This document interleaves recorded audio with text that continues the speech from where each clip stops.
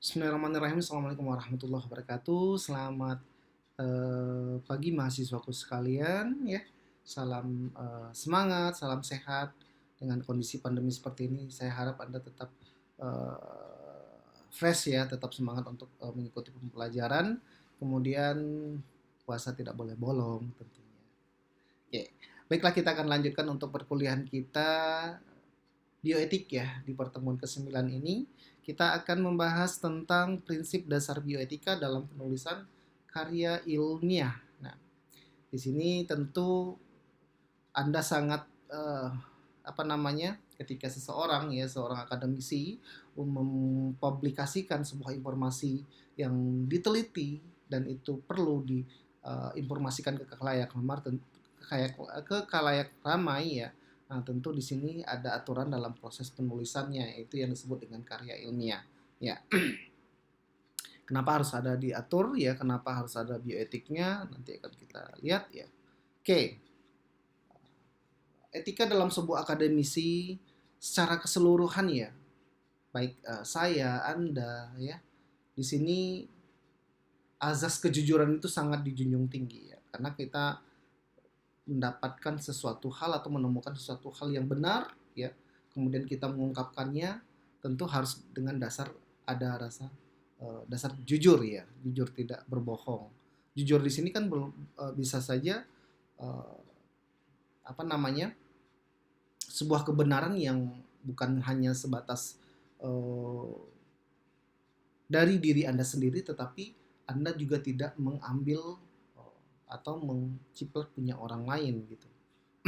Kemudian atau memanipulasi segala sesuatunya. Nah, itu bisa dikategorikan melanggar sebuah azas kejujuran. Nah, di sini tentunya adalah bagaimana sebuah kemandirian dalam bidang akademik itu terwujud ya. Oke.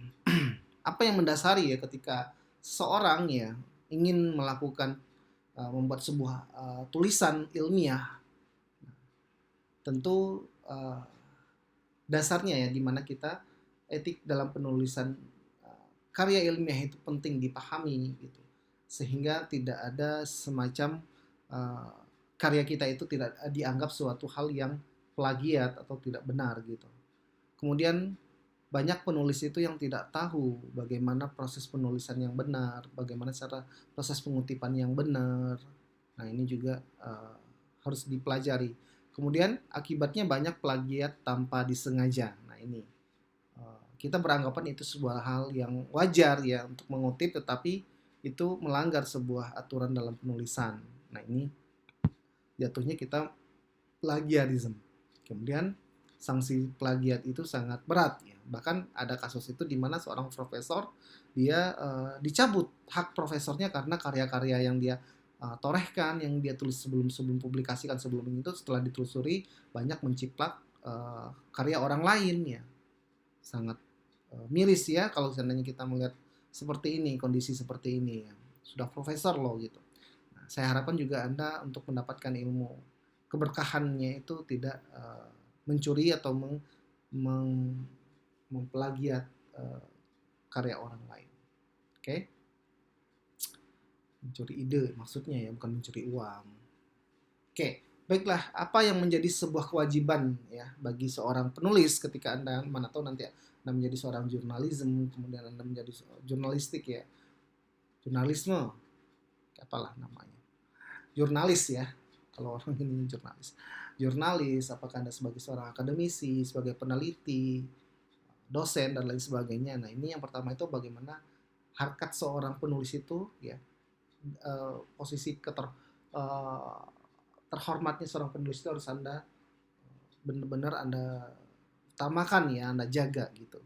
Kemudian tanggap terhadap usul koreksi dari penyunting ya, ketika Anda dikritik ya, oh bahwasanya ini tulisannya kurang bagus, kurang tepat bahasanya. Nah, ini harus legowo untuk menerima itu.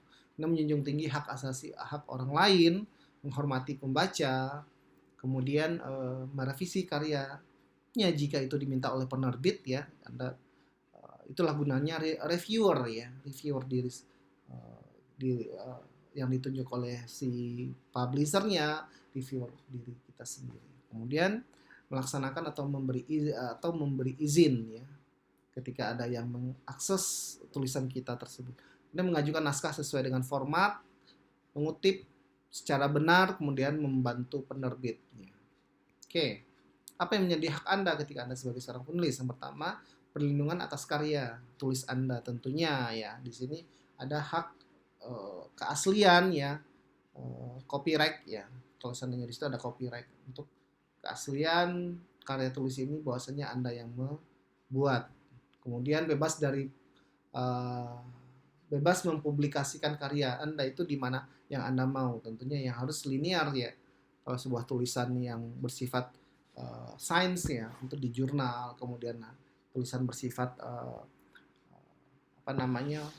politisi atau pengamatan dalam kondisi tertentu ya, juga surat kabar dan lain sebagainya. Mendapat kesempatan yang sama untuk mempublikasikannya, sudah mendapat biaya publikasi. Nah, ini juga bisa di sini tentu Anda bisa mengajukannya pada institusi Anda kalau seandainya dinaungi ya. Mendapat royalti atau honorarium. Nah, ini sebuah bentuk reward ya ketika Anda mempublishkan sebuah artikel. Contohnya saya seorang dosen di Esa Unggul, kemudian saya mempublish tulisan saya, penelitian saya di jurnal bereputasi Scopus misalkan, itu Esa Unggul mengasih saya reward misalkan per bulannya itu 5 juta. Lumayan kan? Oke. Nah, yang menjadi tanggung jawab penulis itu di mana semua kesalahan isi terbitan, plagiat yang dilakukan, kemudian ketidakbenaran isi tulisan dan penanggungan segala bentuk hukuman yang berlaku ya, itu ditanggung oleh si penulis, bertanggung jawab atas semuanya. Kemudian jika terdapat kesalahan dalam tulisannya, maka penulis harus secara jujur mengoreksi ya. Jadi kalau seandainya ada satu hal yang tidak benar ya, itu harus dikoreksi dan harus dirubah. Dan menulis karya yang tidak menimbulkan keresahan bagi masyarakat. Artinya karya Anda itu bukan suatu hal yang kontroversi ya. Karena suatu hal yang kontroversi itu akan membuat memberi salah informasi bagi masyarakat. Apa yang menjadi kriteria yang harus Anda penuhi ya ketika dalam sebuah penulisan artikel ini atau tulisan ini? Yang pertama adalah objektif ya, berdasarkan kondisi faktualnya, kondisi yang sebenarnya tentunya. Kemudian up to date ya, sesuatu hal yang berkembang atau informasi terkini ya, yang paling akhir ya. Sehingga ada keterbaruan dari tulisan Anda itu. Kalau hanya sebatas informasi yang lama saja yang Anda perbarui ya, itu bukan suatu hal yang up to date namanya gitu kan. Kemudian rasional ya, berfungsi sebagai hal yang menyampaikan kritik timbal balik ya. Kemudian reserved ya, dimana tidak overclaiming, jujur, lugas, dan tidak bermotif suatu hal yang kepentingan pribadi tentunya. Tidak bermotif pribadi lah gitu. Kemudian efektif dan efisien, tulisan sebagai alat komunikasi yang berdaya tertinggi ya. Anda kalau seandainya tertarik membaca sebuah tulisan orang itu dari segi mananya ya kan? Bisa saja Anda memang butuh untuk tulisan itu untuk pelajaran Anda, atau Anda ingin tahu informasi yang dimuat dalam tulisan tersebut. Ini adalah etika penulisan ini bertujuan untuk bagaimana menjamin sebuah akurasi temuan peneliti dan pengembangan ilmu pengetahuan, melindungi hak kekayaan intelektual ya, melindungi objek penelitian, kemudian pemalsuan dan kerusakan, menjaga reputasi ilmuwan, menegakkan etik moral dalam berperilaku. Oke. Dalam sebuah etika penulisan itu tentu tidak terlepas dari sebuah dokumen ya. Dokumen yang pertama itu adalah sebuah karya atau karya yang dipublikasikan. Di sini dalam bentuk buku, jurnal, proceeding, paten ya, prototype, desain industri, kemudian merek dagang. Ini bisa menjadi suatu hal yang Anda bisa publikasikan dan menjadi hak paten Anda. Kemudian karya ilmiah belum dipublikasikan ya, salah satu contohnya adalah skripsi, tesis, karena itu menjadi sebuah kewajiban bagi Anda untuk mencapai sebuah reputasi akademik ya tertinggi ya. Kalau S1 itu skripsi, kalau S2 itu tesis, S3 itu disertasi, laporan penelitian, manuskrip, dan lain-lain. Oke. Apa yang menjadi ya tentu di sini etik penulisan karya ilmiah ini tidak terlepas dari sebuah perilaku ya, moralitas yang baik dan pantas ya. Tentu di sini Anda sudah tahu ya bagaimana sebuah etik mengontrol sebuah kebiasaan ya seseorang gitu yang berlandaskan moral ya. Moral itu merupakan sebuah standar kebiasaan yang baik ya. Kejujuran juga menjadi suatu hal yang dipertimbangkan ya. Etik penulisan karya ilmiah meliputi tata tertib dan aturan-aturan. Apa yang menjadi aturannya? Yang pertama itu berlaku untuk umum untuk setiap karya ilmiah dari segi bahasa, tanda baca, rangkaian kata, kalimat. Nah, ini harus diperhatikan ya. Kemudian prinsip paparan ide ini akurat, brief, kemudian atau clear ya, tidak rancu. Kemudian yang berlaku umum untuk penulisan artikel di jurnal ilmiah. Ya, ini karya ilmiah, jurnal ilmiah itu beda ya. Di sini kalau jurnal ilmiah tentu ada suatu hal step atau gaya selingkung ya. Misalnya ada pendahuluan, metode, hasil, kemudian kesimpulan ya. Kemudian proporsi masing-masing bagian itu diatur ya, masing-masing tergantung dari kebijakan dari publishernya bagaimana. Kemudian yang berlaku khusus untuk penulisan artikel ilmiah yang ditetapkan oleh pengelola jurnal atau yang disebut dengan gaya selingkung. Nah, di sini format dari penulisan artikel itu bagaimana, misal papan alinea, kemudian tabel gambar seperti apa dimuatnya dalam sebuah artikel gitu. Kemudian sistematik ya, bahasanya harus sistematik ya. Mulai dari kajian pustaka, bagian simpulan dan saran, ya hasil dan pembahasan, nah itu tidak acak ya. Kemudian tata pengacuan apakah di sini kutipan ya, kutipan dengan sistem Harvard atau Vancouver ya. Di sini kita lebih sudah dimudahkan dengan sistem Mendeley istilahnya kalau seandainya Anda mau mengutip sebuah artikel. Kode etik yang pertama dalam sebuah penulisan karya ilmiah itu yaitu menjunjung tinggi posisi sebagai seorang pelajar ya, menjaga kebenaran, manfaat serta makna informasi yang Anda sebarluaskan dan tidak menyesatkan. Ini yang perlu dijaga ya. Menulis secara tepat, cermat dan jelas ya. Kemudian bertanggung jawab secara akademis atas tulisannya. Menulis artikel hasil penelitian yang dilaksanakan berdasarkan prinsip-prinsip penelitian yang baku. Oke, kalau seandainya Anda tertarik untuk mempublikasikan riset skripsi Anda, nah ini harus bisa. Kemudian menjunjung tinggi hak ya, pendapatan atau temuan orang lain. Jadinya ini kalau seandainya itu sebuah informasi yang Anda perlukan dalam sebuah tulisan Anda ya, berarti adalah ini mengutip dari orang lain. Kemudian memberikan manfaat pada masyarakat pengguna, melahirkan karya orisinil ya atau asli, bukan karya yang mengandung unsur publikasi, falsifikasi dan plagiasi. Nah, apa itu antara publikasi, falsifikasi dan plagiasi? Nah, kita bahas nanti ya.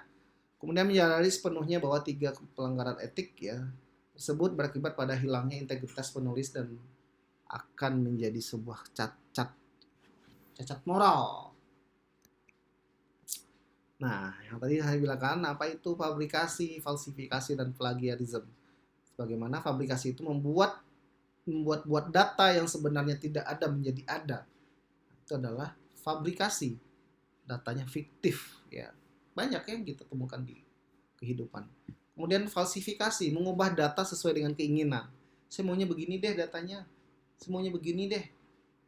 Ininya dihilangkan, ininya kan misalkan data pertumbuhan perekonomian dinaikkan aja grafiknya gitu kan nggak boleh kan, sesuai dengan keinginan, ada permintaan. Nah, ini yang sangat menyesatkan tentunya gitu. Kemudian plagiarisme, mengambil ide, kata, kalimat, teks atau apa saja milik orang lain tanpa menyebutkan sumbernya. Nah, ini yang disebut dengan plagiat. Kemudian ada variannya itu ada self plagiarism ya. Tadi kalau plagiarisme itu punya orang lain, sedangkan self-plagiarism itu punya diri sendiri dong tentunya, ya kan? Kenapa jadi uh, mengutip punya diri sendiri, karya ilmiah kita sendiri juga menjadi suatu hal yang plagiat gitu? Nanti kita akan lihat. Oke. Plagiat ya merupakan, ya, ini berdasarkan Permendiknas tahun 2010 ya. Perbuatan secara sengaja atau tidak sengaja dalam memperoleh atau mencoba memperoleh kredit atau nilai untuk suatu karya ilmiah dengan cara mengutip sebagian seluruh karya, atau kalau ilmiah pihak mengakui ya karya ilmiah orang lain tanpa kita menyebutkan sumber yang tepat ya. Ini karya ilmiah, nanti ini aja ya. Karya ilmiah yang mungkin diplagiat itu adalah hasil karya akademik dan non akademik ya oleh perorangan, kelompok ya, baik di lingkungan perguruan tinggi, baik yang diterbitkan, dipresentasikan maupun yang dalam bentuk tertulis. Kemudian plagiat itu meliputi ya, tetapi tidak terbatas ya pada sebuah acuan atau mengutip ya dengan istilah kata-kata saja atau kalimat ya, data dan informasi tanpa menyebutkan sumber ya. Kemudian ya, ini bisa Anda baca saja. Kemudian penggunaan sumber gagasan, pendapat, pandangan atau teori tanpa menyatakan sumbernya ya. Pokoknya segala sesuatu yang Anda ambil dari sebuah karya orang itu tanpa Anda mencantumkan sumbernya, itu sebuah hal yang plagiat.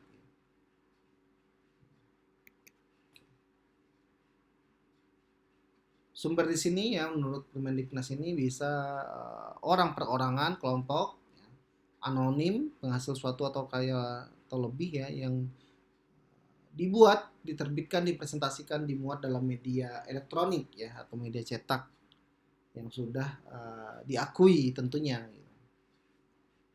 Penyebutan sumber dianggap memadai apabila dilakukan sesuai dengan tata cara pengacuan dan pengutipan dan atau gaya selingkung setiap bidang keilmuan ya. Nah, ini self plagiarism, di mana mencipta terhadap karya sendiri ya. Tidak tercantum dalam Permendiknas. Oke, cukup dibaca saja. Nah, mengapa ya sebuah mengutip karya sendiri itu menjadi sesuatu hal yang plagiat? Nah, di mana ini termasuk melanggar undang-undang hak cipta ya, karena Anda sudah mempublikasikan karya ilmiah tersebut sebelumnya ya, di mana ini sudah diakui oleh publishernya, kemudian ada nomor ISNN-nya gitu kan, keoriginalannya gitu. Nah, ketika Anda mengutipnya tentu Anda harus mencantumkan sumbernya juga gitu kan, karena juga mengacu pada siapa yang menerbitkan karya Anda tadi gitu. Walaupun Anda menulis nama Anda sendiri sebagai sumbernya di situ.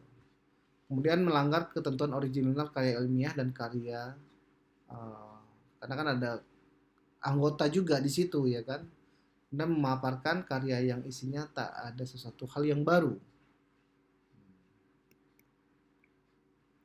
Oke. Jika suatu karya ilmiah sudah dipublikasikan dalam bentuk artikel di jurnal BERI-SSN atau buku BERI-SBN ya, yang sudah diterbitkan ke publik, yang tentu ini sudah menjadi hak cipta juga bagi si jurnalnya gitu.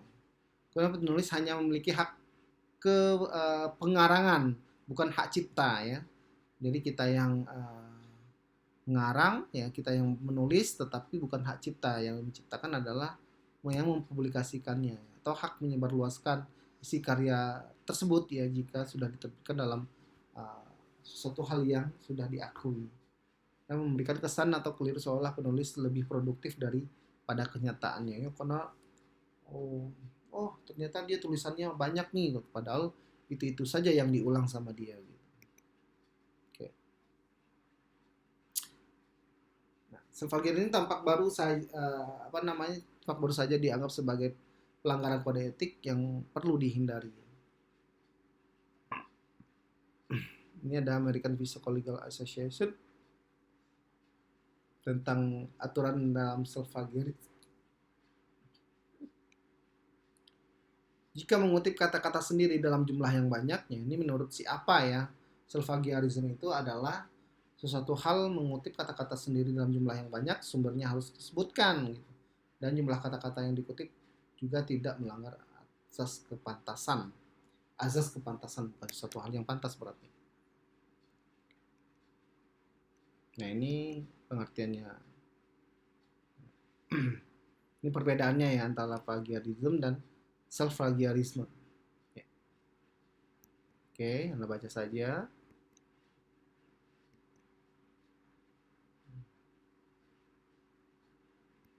Kenapa sesuatu hal plagiarisme itu menjadi sesuatu hal yang ini beberapa kasus plagiarisme ya.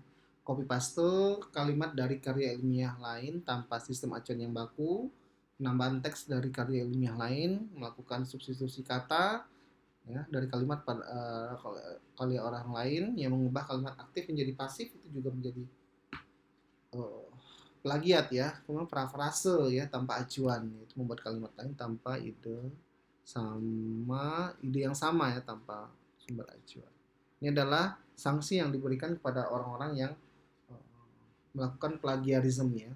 Kalau mahasiswa tentu ditegur terlebih dahulu, peringatan tertulis, pemberian sebagian hak mahasiswanya, pembatalan nilai, ya, memberhentikan dengan hormat status mahasiswanya bisa loh, makanya Anda hati-hati ya. Pemberhentian tidak secara hormat ya kalau seandainya sudah plagiatnya sudah tidak bisa dimaafkan gitu. Pembatalan ijazah ya apabila mahasiswa telah lulus. Ini bagi dosen dan peneliti ya teguran sama lah sepertinya. Pencabutan haknya sebagai profesor tadi yang saya bilang ya. Kemudian dengan hormat dengan status dosen, menghentikan tidak hormat dengan status peneliti atau dosen ya. Pembatalan ijazah yang diperlukan. Karena kan banyak tuh ada ijazah palsu ya kan. Satu hal yang oke, baiklah, cukup sekian untuk perkuliahan kita kali ini. Semoga Anda dapat memahaminya. Silakan saya mungkin Anda silakan baca modul yang saya sudah upload di kelas online ya. Ini adalah pertemuan kita sebelum Lebaran ya. Dari saya mohon maaf atas segala kekurangan, minal aidin wal faizin. Semoga Anda dapat menyelesaikan puasa Anda sampai hari kemenangan nanti. Selamat berlebaran, Idul Fitri, tetap PSBB, jaga kesehatan ya. Anda bisa bersilaturahim dengan keluarga, bisa lewat Skype dan macam-macam ya. Tidak mesti harus mengunjungi karena kita harus patuh kepada aturan pemerintah. Baiklah. Assalamualaikum warahmatullahi wabarakatuh.